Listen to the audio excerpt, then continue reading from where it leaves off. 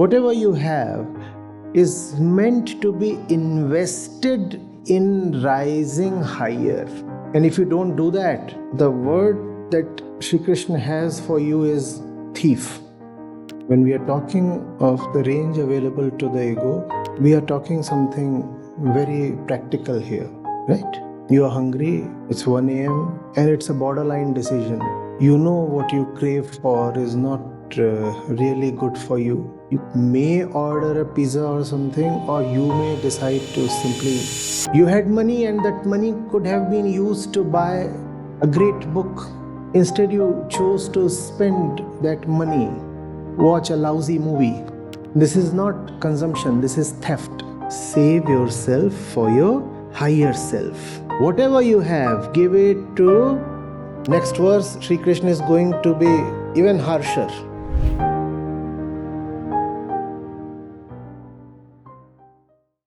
So we went into the inner meaning of Yagya. And tonight Sri Krishna is extending, elaborating on the same theme. We'll be going into the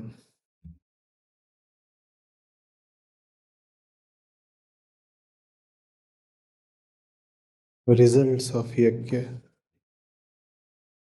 or the consequences of not accepting Yagya as a way of life.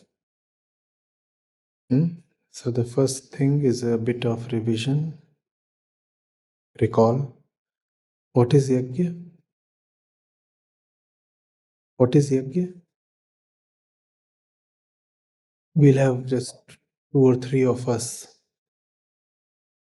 offer some insight into that quickly. What is Yagya?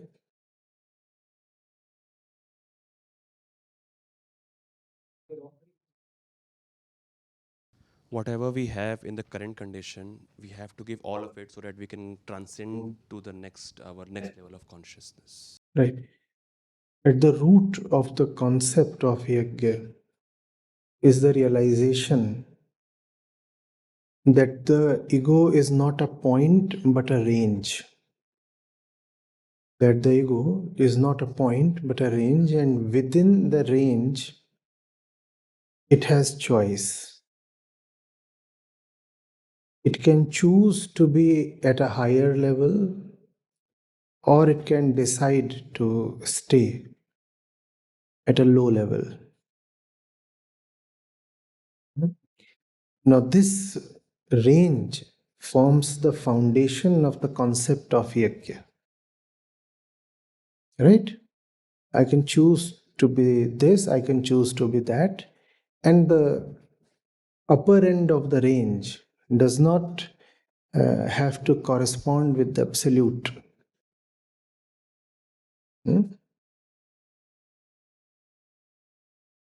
Neither does the lower end have to deal with something unthinkable.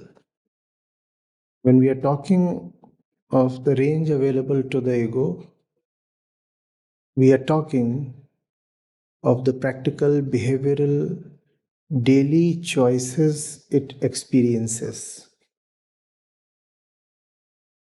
The options that we have in our day-to-day conduct. We are not saying here that the ego has a choice to be instantly liberated. The upper end does not have to correspond to infinity. We are talking something very practical here, right? You are hungry, it's 1 a.m. and it's a borderline decision. You know what you crave for is not really good for you. You know that. The thought is present. the sobering thought. At the same time, there is the urge to consume. So you're sitting on the fence, right? You may order a pizza or something, or you may decide to simply just roll and sleep. And the decision can be made either way. Neither of these decisions is impossible. You have been deciding this way or that way, depending on the day, the mood, the occasion, right? So the range is available. And the range does not have to include the absolute realization that I am not the body. Therefore, I don't have to interfere in the matters of the body. It's a narrowish range. It's a pragmatic range. Right? So here I am, and this is what is accessible to me. I am this, and I can be this right now. This is not a choice available in the future. This is an option present right now to be had, to be used if I so decide. Equally, wherever I am, there is a point lower than that as well. So I have the choice to fall. Right? This seeing is at the core of Yagya. What does then Yagya mean? Since I know that I can be better this moment itself by making a better choice from a better center, therefore, I will empower my own better center, my own higher possibility. This is Yagya. And how do I empower it? By allotting my energy, my time, my attention, my concern, my respect, my resources, whatever is available to me to be used, I withdraw it from its current position, from its current allocation, and re-allot it to the higher place. That's Yagya. And the opposite of Yagya would be I withdraw it from where it is presently invested and instead put it at an even lower place. And since at most of the times, most of us are operating near the baseline of our overall potential, therefore, the chances of putting our resources at an even lower level are small. You see, if this is the entire range available to you, right? The range extends, let's say, not much, 100 centimeter. That's the range. 100 centimeter is the range. Most of us do not operate close to 80 or 90. Most of the times, we are at the lower end of the range. So if this is the lowermost, then maybe the ego is located at 10 or 20 centimeter. Therefore, the prospects of falling are small. Already situated at 10 or 20, you cannot fall by much. But the prospects of rising are great. And that also tells us of how great the opportunity loss is. Located at 10 or 20, it was possible for you to target 80 or 100, but that choice was never exercised. That's the opportunity loss. Getting it? So Yagya does not demand something enormous out of us. Yagya does not say one has to get into the mystical or the metaphysical. Simply says, do what you already know to be right. Be what you already know to be better. Be what you already know to be better.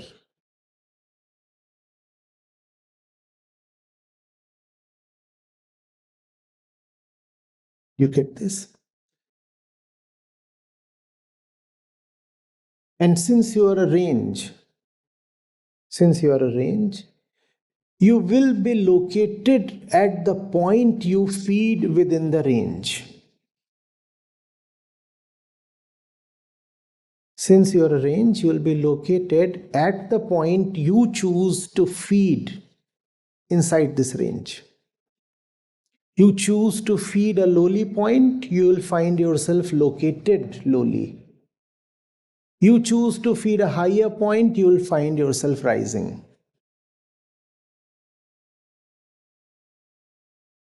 Get this. Yagya basically is a doctrine of honesty. It's not teaching you anything new. It's saying, don't you already know? Don't you already know? Now just be honest to what you already know. Don't you already know what is right for you?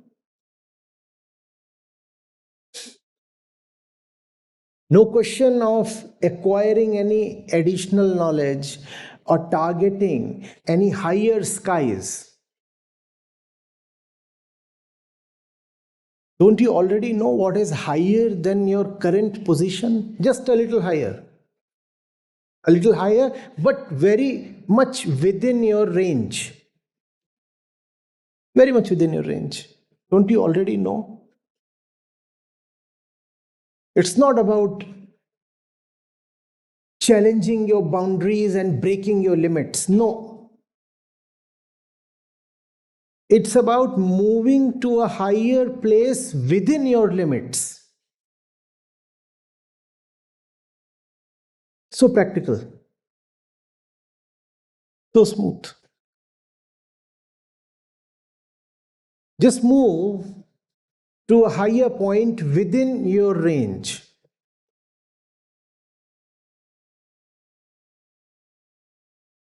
Right? And how does that happen? By feeding that higher point.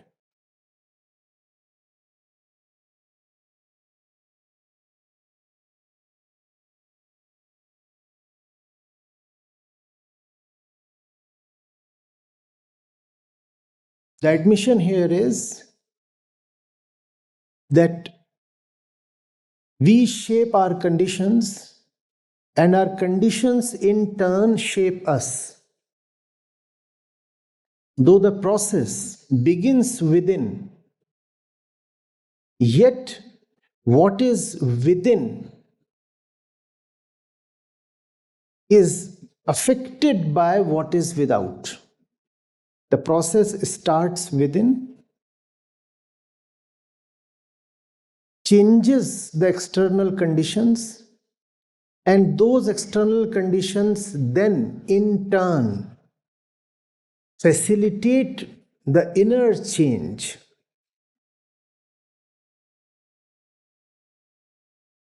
For example, you have an urge to read. The urge to read, let's say, starts within. The urge to read is coming from an admission of one's restlessness in lack of knowledge. So there is this urge, I want to read. But there is noise outside. This urge within impels you to shut out the noise.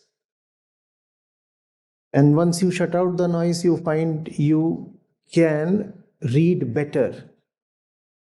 And once you start reading, the reading itself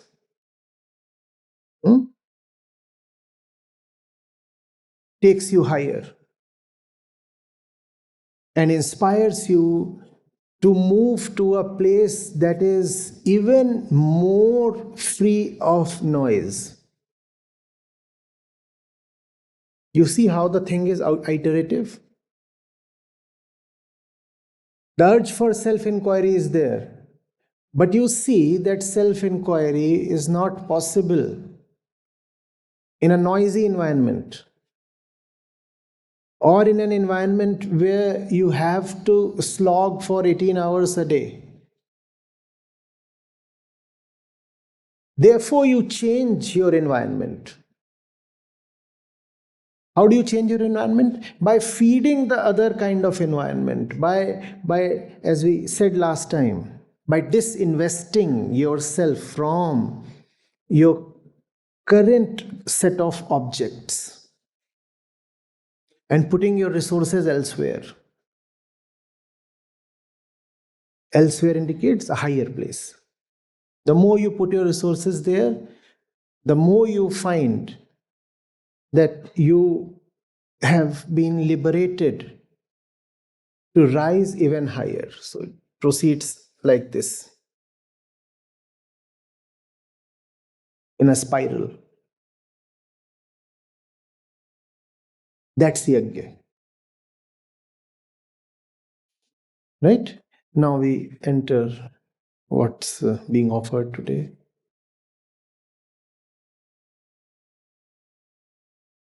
The divinity nourished through Yagya. The higher point of the range is referred to as the divinity. Right? Divinity is nothing but your own possibility, what you can be. The divinity nourished through Yagya will grant you the welfare you truly seek. But those who consume for themselves what ought to be offered to divinity are certainly just thieves, Arjun. Simple. Follows very naturally from the definition of Yagya. Whatever you have is not to be fed to your current state. Whatever you have is not to be used in the service of your current situation. Whatever you have is not meant to be used to reinforce your current state. Whatever you have is meant to be invested in rising higher. And if you don't do that, the word that Shri Krishna has for you is thief. Beautiful. From the inner meaning of Yagya, we have come to the inner meaning of theft. The outer meaning of theft is when you steal something from an outer person. The inner meaning of theft is when you steal something from your own potential. You could have been a much higher self, but you ate away the resources needed to be that higher self. So you are your own culprit, a thief unto yourself. You had money, and that money could have been used to buy a great book. Instead, you chose to spend that money, watch a lousy movie.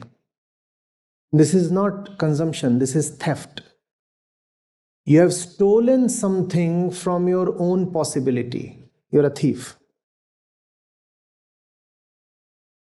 You have disallowed, you have blocked the money from being where it should have been. The money truly belonged to the book. Instead, you burnt it on the movie, and that's theft. You took the money from the book And the book was the deserving owner of that money. But you snatched the money from the deserving owner and splurged it on somebody very undeserving. This is theft. So, in the inner sense, theft means an inverted allocation of resources. Any object in life must merit your resources in proportion to its height, in proportion to its potential to carry you high. That is the principle. You have, let's say, 20 objects in your life, right? 20 venues where you can invest yourself in terms of your time, money, everything. Attention, care, love, everything. Those 20 objects are there. How to distribute your resources among those 20? The principle is, see which of them has the greatest potential to pull you up inwardly. Allot the maximum share to that object. Then the next one. The next one gets the next highest share, and so on and so forth. That's the principle. Instead, the way it really operates in our life is quite different. Not just different, actually opposite. Most of our resources flow towards really undeserving places.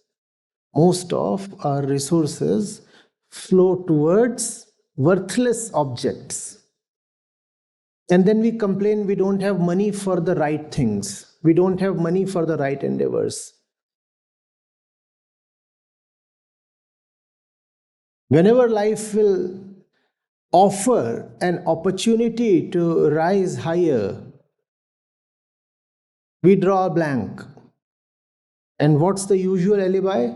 We cannot avail this opportunity because we don't have the resources for that. And where have all the resources disappeared? They have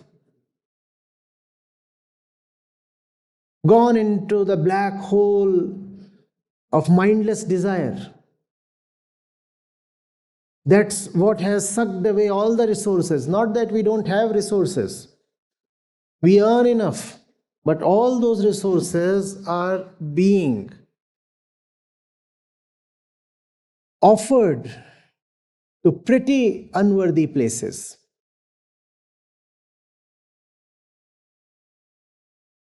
And so for the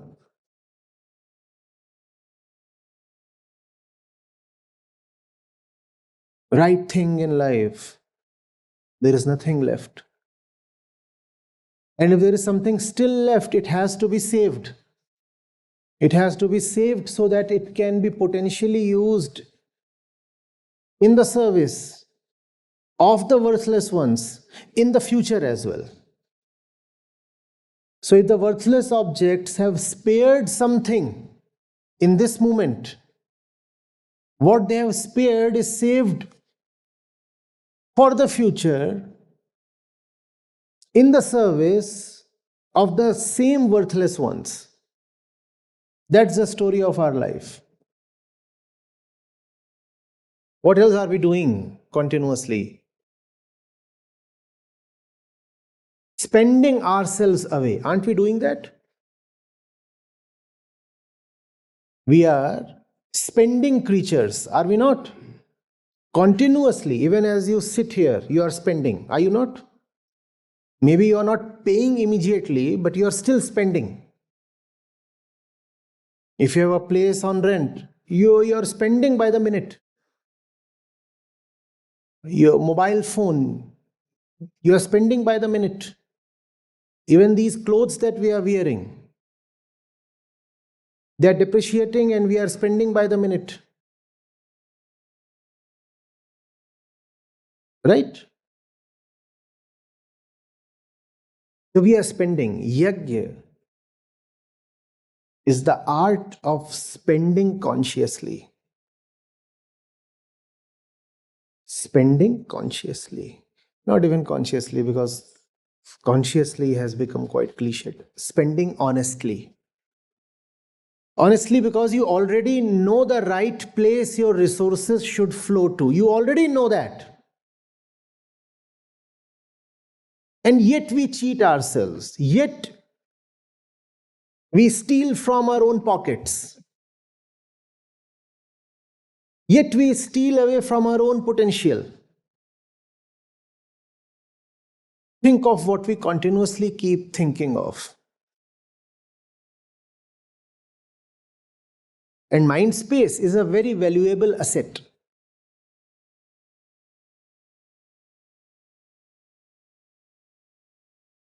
Do we keep thinking of verses from the Gita? No, they'll be out of the mind the moment the session closes. But hours, endless hours and days and weeks, we keep thinking of what we already know as nonsense. That's why I'm talking of honesty, not revelation. Nothing new need be told. We already know of something as insane nonsense, yet we allot mind share to it. And mind space is expensive, is it not? But we have given away this precious space, spending it continuously in service of something very unworthy. What decides the worth? The rule is the worth of any object. We are repeating it. The worth of any object is in proportion to its ability to pull you up. If you have 20, 40,000 objects in your life, how do you know which of them is worthy and therefore deserves your resources? See which of them has the capacity to pull you up. That capacity is everything, because liberation is the purpose of life.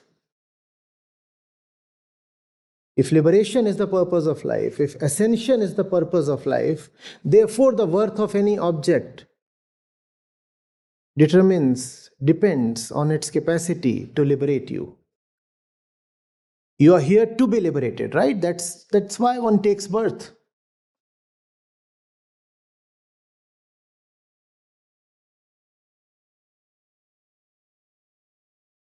I often say bad spirituality is bad economics. When you do not know who you are, you will not know what to spend your money on. As a person, as a society, as a nation, as a planet, we will not know what to do with our resources because we do not know who we are.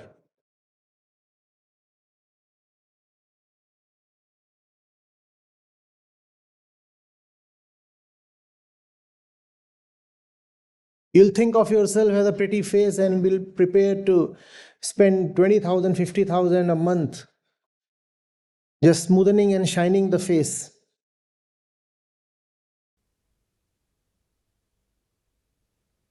You know the size of the global cosmetics industry.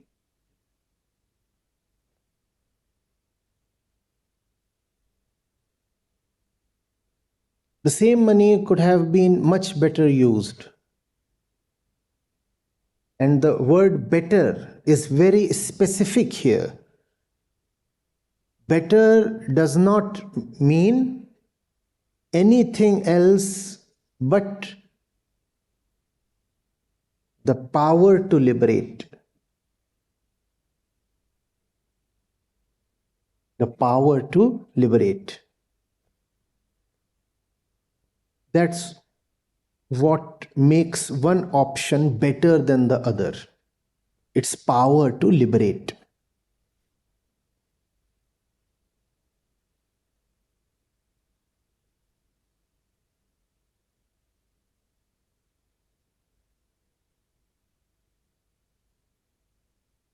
Get this.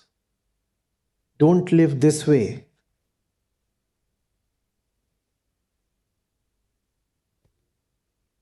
And the word for you is thief.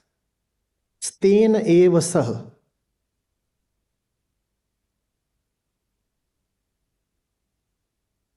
Word of asteya is stain, refers to stealing.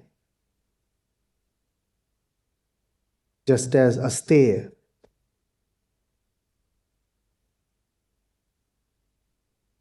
in Panch Mahavrata of Jainism and in the Ashtanga Marga of Patanjali refers to non-stealing. Stain eva sah. You are nothing but a thief.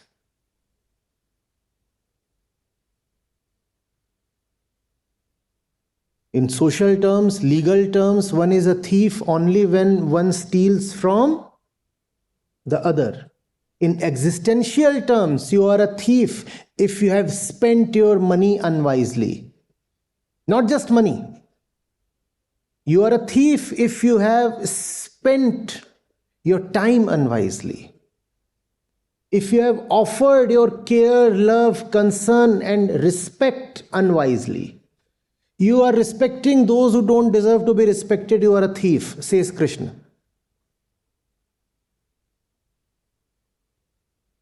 You are showering affection on those who don't deserve any affection. You are a thief, because your affection should have been offered to somebody else. Somebody else was the deserving recipient. You denied the deserving one. You have snatched it away from him, and this affection is flowing in the direction of somebody totally unworthy or something totally unworthy. You are a thief.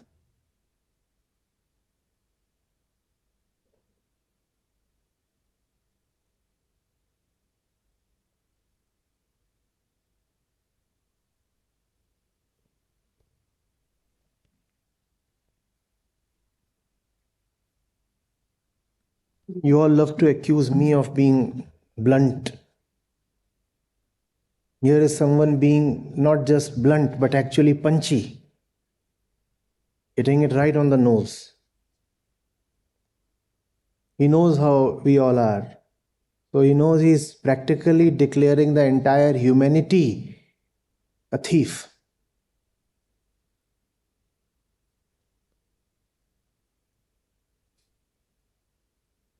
Offer whatever you have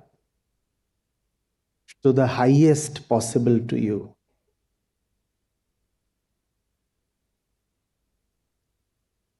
That's the way one lives. Do not deprive yourself of what you potentially can be. Do not keep expending yourself on things at your own level. That's what niti niti would mean in context of Yagya. You exist at a certain level of consciousness. The ego says, this is who I am. Do not do anything. Do not spend yourself in any way that reinforces what you think of yourself. In the language of economics, this would be called as minimization of revenue expenditure. You know what is revenue expenditure? That which you do just to maintain the status quo. Those are called revenue expenses. And only when you can save money from revenue expenses can you gainfully invest it somewhere, and that's called capex, capital expense. So Yagya is basically saying, in all matters internal, minimize your revenue expense and maximize your capex, capital expense. What would be revenue expense in inner terms? What would be revenue expense in inner terms? Please tell me. Preserving identity. Right.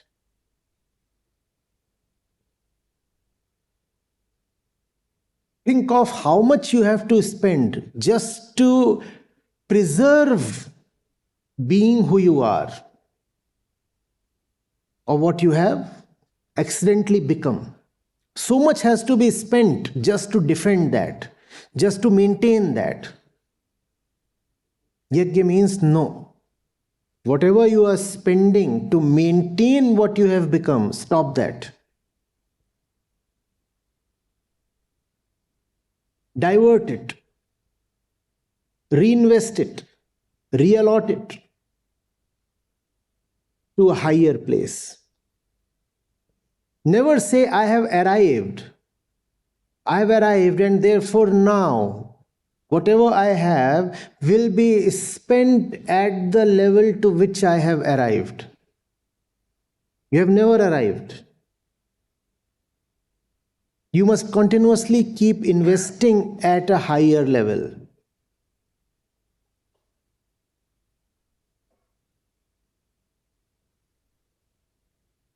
Do you see this?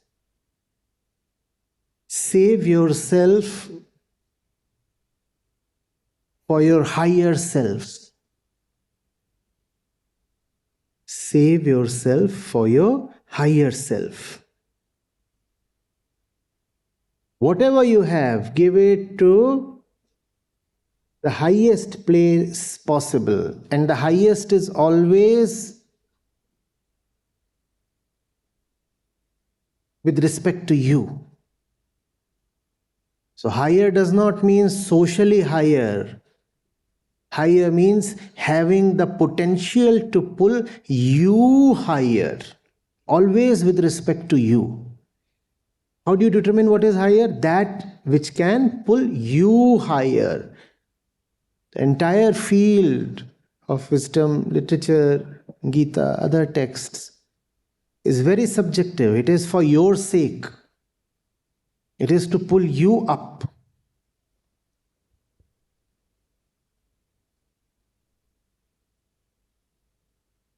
You get this?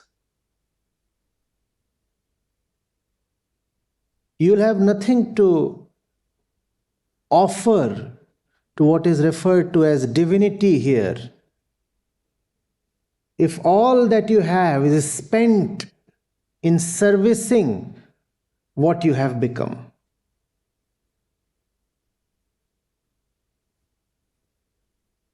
Ask yourself, since we are spending creatures, what percentage of what you spent is in service of what you already are? And you might be astounded. 90%, 95%, sometimes 110%. How? Debt. Credit, yeah.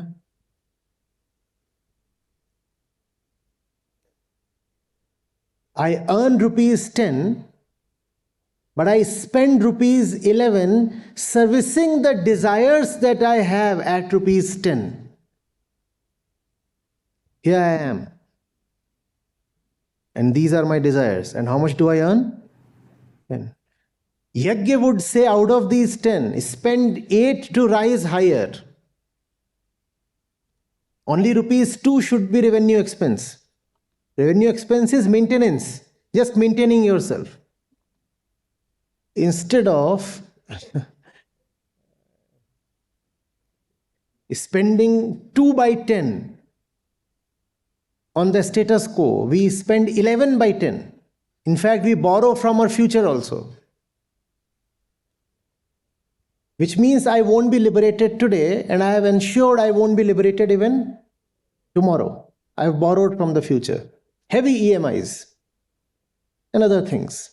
Commitments of all kinds, emotional commitments, and so many other things, which are all just borrowings from the future.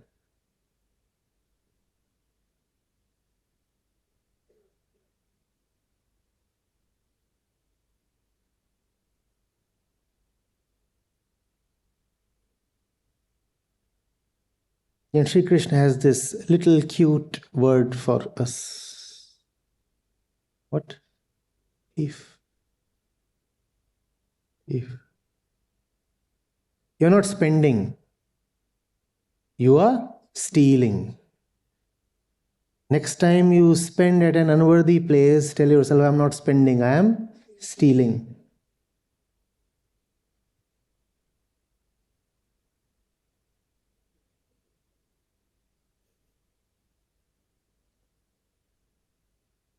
The problem is the one you are stealing from is faceless. It's an opportunity loss, not a booked loss. You understand the difference between these two? A booked loss is when you know that you had rupees 10 and now you are left with rupees 8. So rupees 2 is the loss in the transaction. In a particular transaction, right? You put in 8, you put in 10 and got back only 8. So you know the booked loss is rupees 2. But opportunity losses don't show up that clearly. Opportunity loss would mean I had 10 and had I invested it at the right place, I would have received 1000. So the opportunity loss is 990. But you will never know of that because that has never been booked. It is just an opportunity you chose to forego.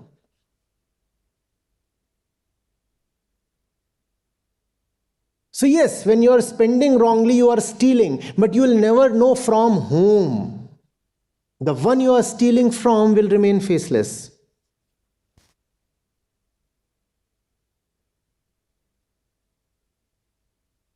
And that's what protects us.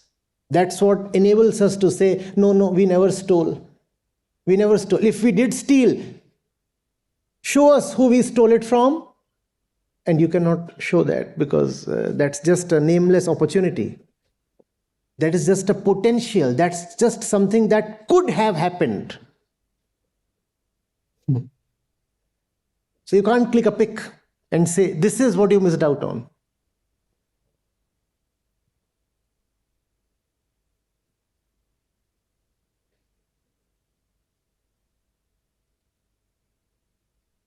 But it'll hurt if you think of how much you have had till now in terms of soft and hard resources. Hard resources are like land, money, these things. Soft resources are your attention, your time.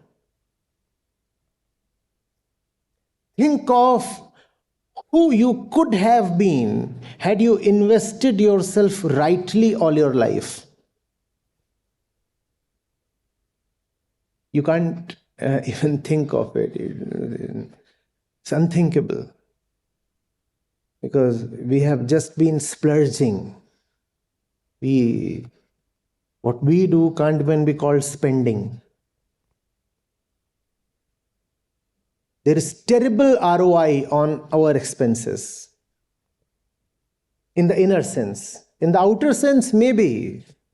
You are smart people, maybe you do so see some returns, that's fine. But in the inner sense, there is terrible ROI on your expenses. You get nothing in return.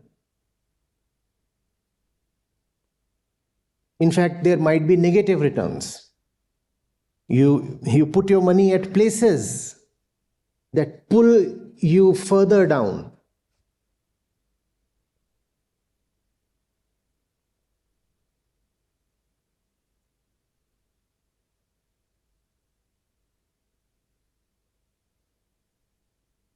You see.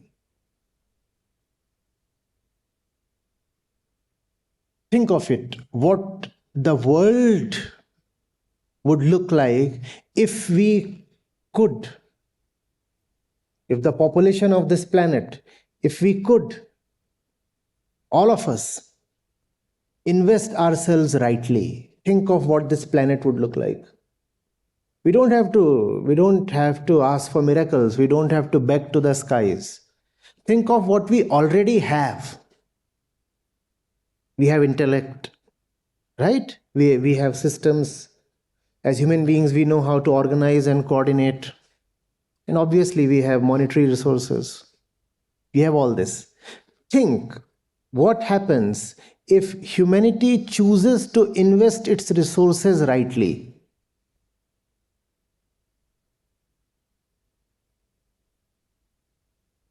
What would happen to all these problems that today look unsurmountable? What happens to those problems? Illiteracy, malnutrition.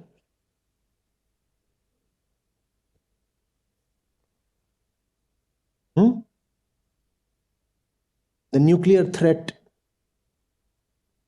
climate crisis. What happens to all these? Gone, finished. Finished.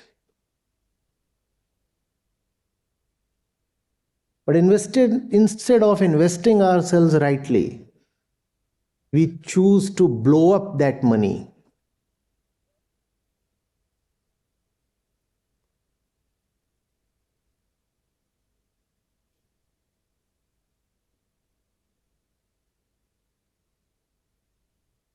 Look at the kind of defense budgets the nations of the world have.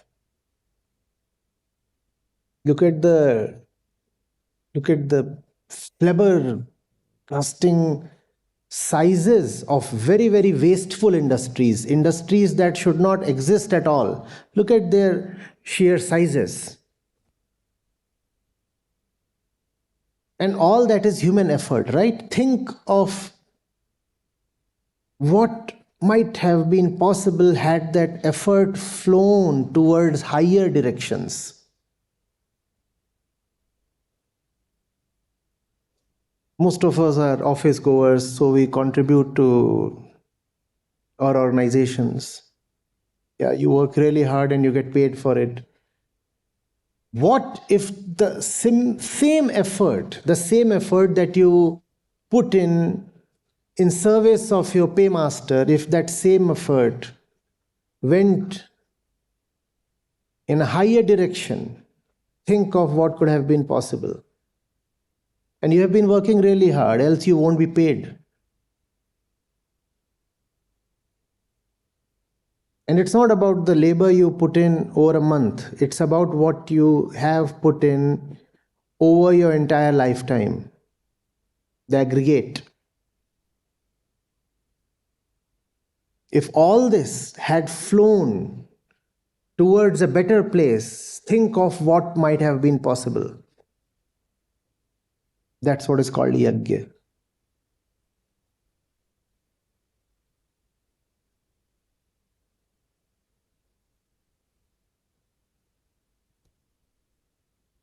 When we work, that's expense, not even investment, right?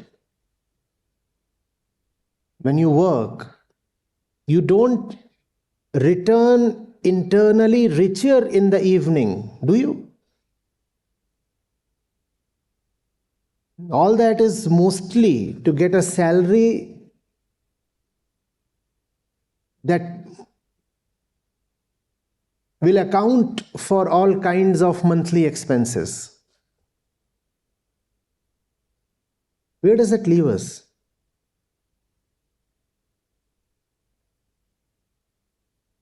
So when you work, that work, first of all, has no internal component at all.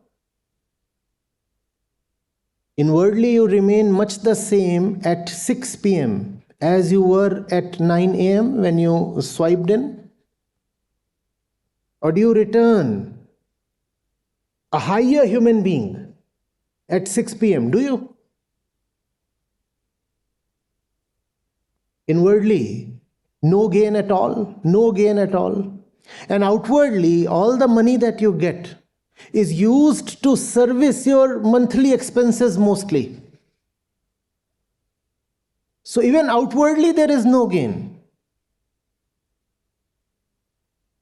What we get is a situation of constant effort for constant float. Somebody who is constantly swimming just to remain afloat. And in the process, losing another very, very important resource, youth and time. The clock is ticking. Is it not?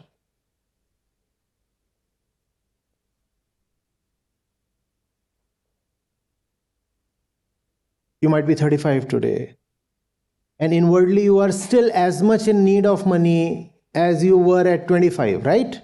Though you might be earning many times higher. You're earning 10 times more than you did at 25. Let's say you are 35 today. Still inwardly the need for money is as much as it was 10 years back.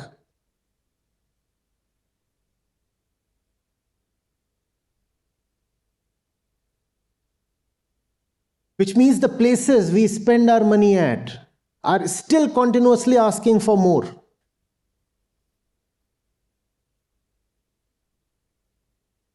Where is the rise? The same struggle has continued. Though the salary has quadrupled, but the struggle is still exactly the same.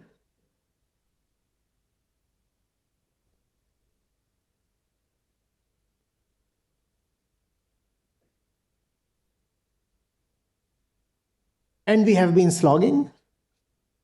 So what has all that effort then amounted to? So much work has been done. So much work. A lot of people actually called up and said, weekday, we can't come at 8 p.m. Why? Because the boss himself leaves at 9:30 p.m.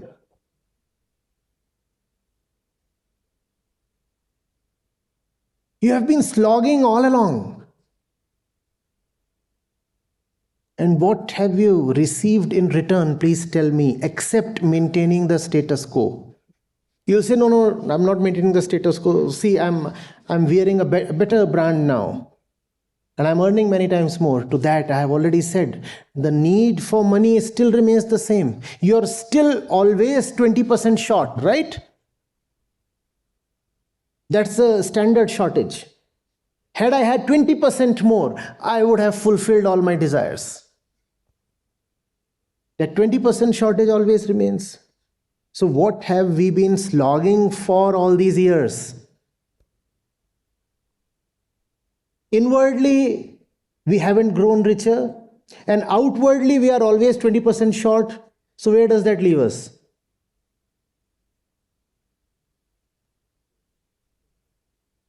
Have I left anything in the equation? No. Inwardly, our work hasn't elevated us, hasn't left us richer, has it? Has it? No. And outwardly, we are always 20% short. So what did we get out of these tiresome years?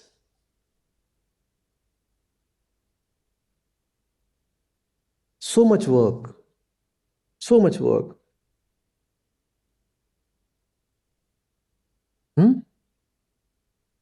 All went misdirected. So much work, so much effort, so much sweat is probably not even needed. Even a little lesser might have sufficed had it been directed in the right direction.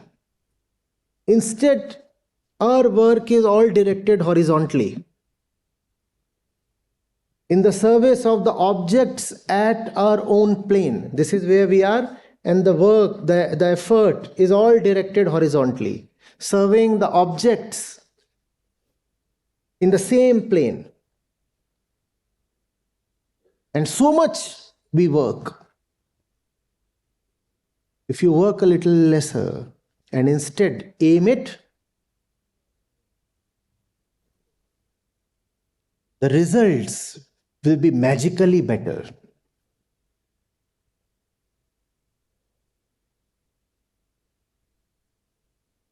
Think of the daily wage laborer and you would laugh at him and scorn if you learn that he slogs the entire day and then purchases some local liquor out of the daily wage, the daily proceeds. You'll say, look at him, malnourished, slogging, deprived, famished, works the entire day, and what does he do with his money? Intoxicates himself.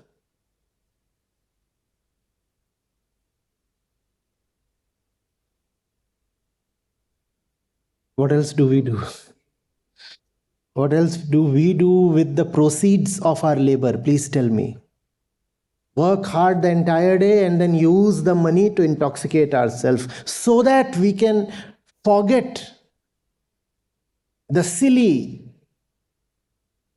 and sorrowful condition we are in, right? And that's why that poor man has to drink so that he can forget his condition.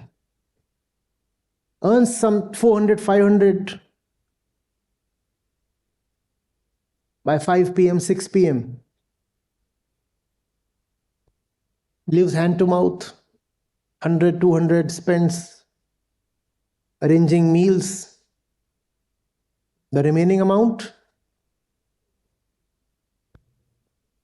what else is any professional doing? Please tell me. Just that the numbers are bigger, the earnings and the spendings are on a higher scale.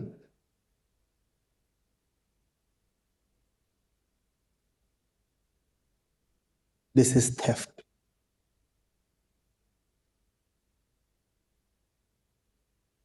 We are falling doubly. One, the work does not elevate us.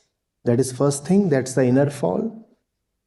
The work does not elevate us. And the second fall is what we get out of that work is invested at all the stupid places.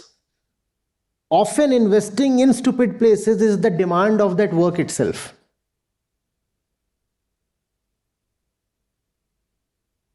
A lot of things, for example, have to be done just to entertain the client. An important contract is at stake and you have taken the client out for a dinner and you can't tell him you are vegan. Can you? Please tell me. Can you? Can you? An important contract is at stake.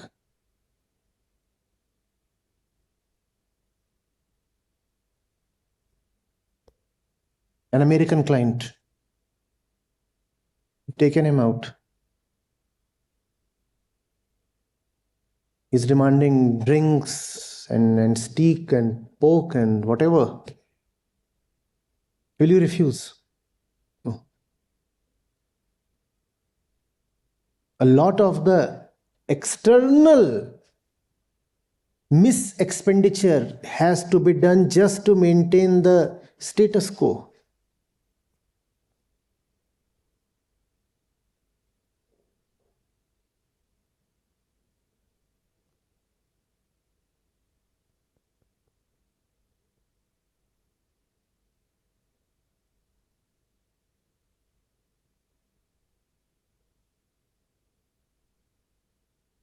So who's smart? The one who earns bigger or the one who spends wiser?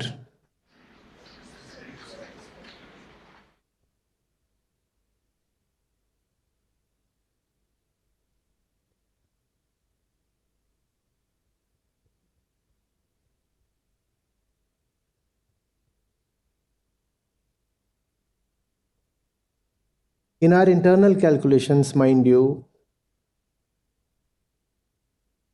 spendings come first. It is for the sake of imagined spending that we want to earn. Is that not so? When you are in college, you want a fat package. For what? You have already imagined there would be great pleasure in spending. You have seen it in the movies, you have heard it from the seniors. Your family has been pressing that on you. right? What else do we need all that money, all that resources for? And the spending we have already thought of and planned in advance is all very stupid kind of spending. Now, for that stupid kind of spending, we choose to sell ourselves in the various markets of the world. It's not that once the money or whatever starts coming in, then we say, oh, now what do I do with the money? That's not really the case. Even as a teenager, you already know that and that object is what I want. And that's where I'll spend my money, my time, attention, everything.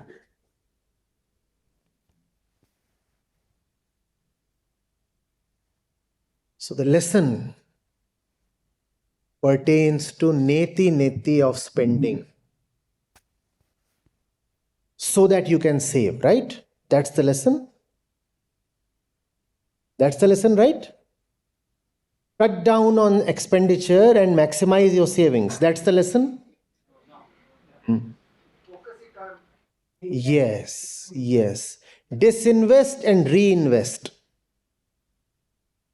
Don't save. Because all saving relates to future, and in wisdom, there is no space for future, only the present is.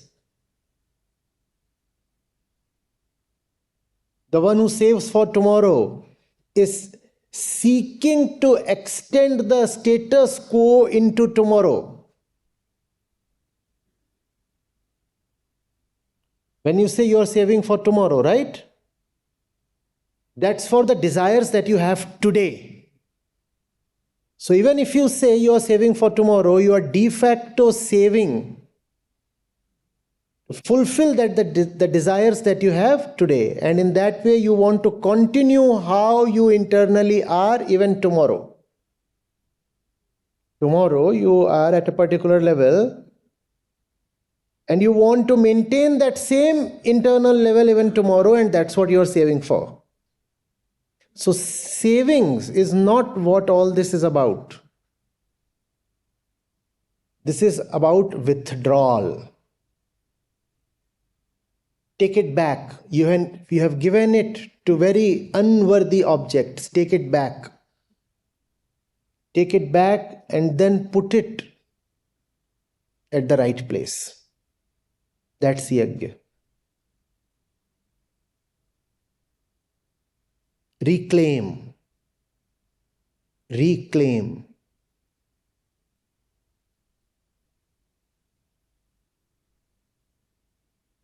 Next verse, Sri Krishna is going to be even harsher.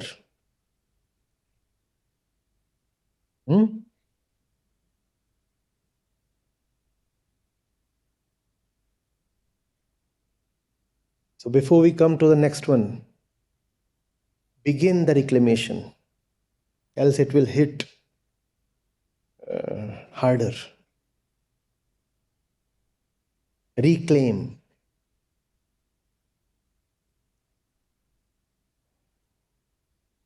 Every bit of your money is actually your life you spent into earning that money, right? Money didn't drop from the skies, did it? So every single rupee is the life that went into earning that rupee. Just as you have to be careful with life, be careful with your resources. If the purpose of life is liberation, put everything that life affords you into the process of liberation. Life isn't for consumption, or is it?